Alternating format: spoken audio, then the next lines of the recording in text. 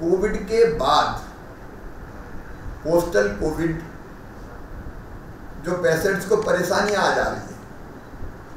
हम जानते हैं कि हार्ट अटैक की घटनाएं बढ़ी है, खून का थक्का जमता है और वो हार्ट अटैक की परिस्थिति पैदा कर देता है। तो कई बार स्वस्थ होने के बाद भी पेशेंट कार्डियक अरेस्ट के कारण चले गए, ये मामले बढ़े हैं। ब्लैक फंगस के बारे में हम सब लोग जानकारी सबको है ही, वो भी भयानक स्थिति है, कई लोग उससे पीड़ित हो रहे हैं। तो हम कोविड के पेशेंट के इलाज की चर्चा तो करें, आफ्टर ट्रीटमेंट अगर वो स्वस्थ होता तो कौन कौन से कॉम्प्लिकेशंस आ रहे हैं, उनका मुकाबला हम कैसे करें, चाहे फंगल इन्फेक्शन हो या बाकी जो दिक्कतें खड़ी हो रही है, उसके बारे में आप जानते हैं, मुझे विस्तार से कहने की आवश्यकता नहीं। तीसरा एक महत्वपूर्ण विषय जो मेरे दिमाग में है कि चर्चा बहुत हो रही है कि थर्ड वेव आएगी, उसका असर बच्चों पर ज़्यादा होगा, सुनिश्चित कुछ नहीं कह सकते, लेकिन तीसरी वेव की जो आवश्यकता या अनुमान है उसको ध्यान में रखते हुए हम अभी से क्या क्या तैयारियां करें। हमने पोस्ट कोविड ट्रीटमेंट के लिए भी हमारे कोविड केयर सेंटर को कह दिया, पोस्ट कोविड केयर सेंटर भी होंगे। हमने अभी हमीदिया अस्पताल और भोपाल और जबलपुर में ब्लैक फंगस के लिए अलग वार्ड बनाने का फैसला किया, लेकिन मुझे लगता है कि ये केवल भोपाल और जबलपुर नहीं, हमको पांचों पुराने जो मेडिकल कॉलेज हैं, जिसमें इंदौर भी है, ग्वालियर भी है, रीवा भी है, वहाँ ब्लैक फंगस के इलाज के लिए हम अलग से वार्ड बनाएंगे ताकि उस रीजन के पेशेंट्स का इलाज हम वहीं संपन्न कर सकें, क्योंकि इसमें हर कहीं हम इलाज नहीं कर सकते, इसलिए जिला अस्पताल या बाकी को छोड़ के मुझे लगता है ये 5 सेंटर हम बनाएं जहाँ ब्लैक फंगस के पेशेंट्स का हम ठीक से विशेषज्ञों के द्वारा इलाज करा पाएँ। लेकिन बाकी भी जो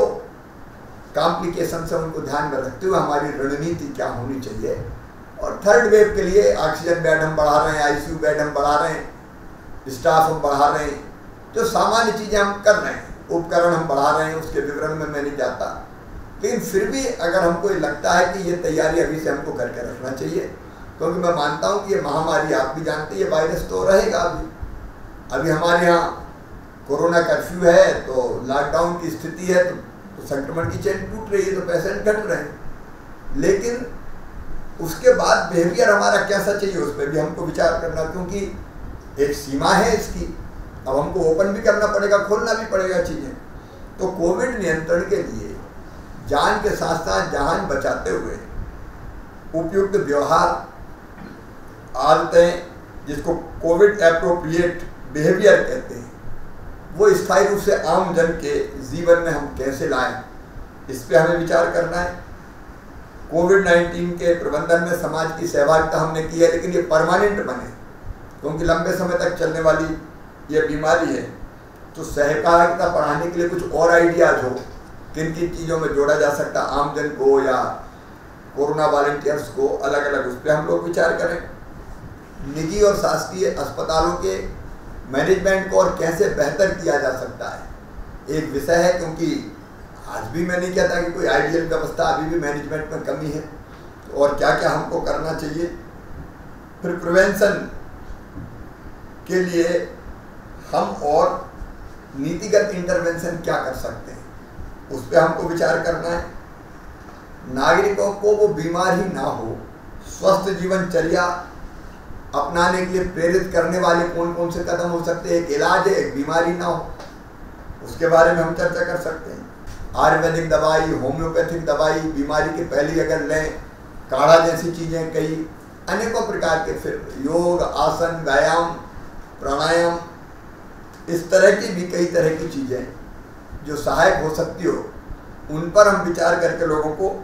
एजुकेट कर सकें, वो कितनी प्रासंगिक है और उनका किस सीमा तक हमको प्रसार करना चाहिए। ये कुछ विषय है मेरे दिमाग में, तो मुझे लगा कि वर्तमान परिस्थितियों का सामना करते हुए हम इन विषयों पर चर्चा करके और मध्य प्रदेश आदर्श रूप से न केवल कोविड नियंत्रण करें, बल्कि हम व्यवहार और आचरण भी अपनी जनता का ऐसा बनाएं कि जिससे इस महामारी से हम निपटते रहें। और बाकी क्या क्या उपाय किए जा सकते हैं उस पर विचार करके जीवन पद्धति में उनको जोड़ने की कोशिश करें, अस्पतालों के प्रबंधन में जोड़ने की कोशिश करें। इसलिए ये आवश्यक बैठक बुलाइए। मुझे लगता है कि आप सबके उपयोगी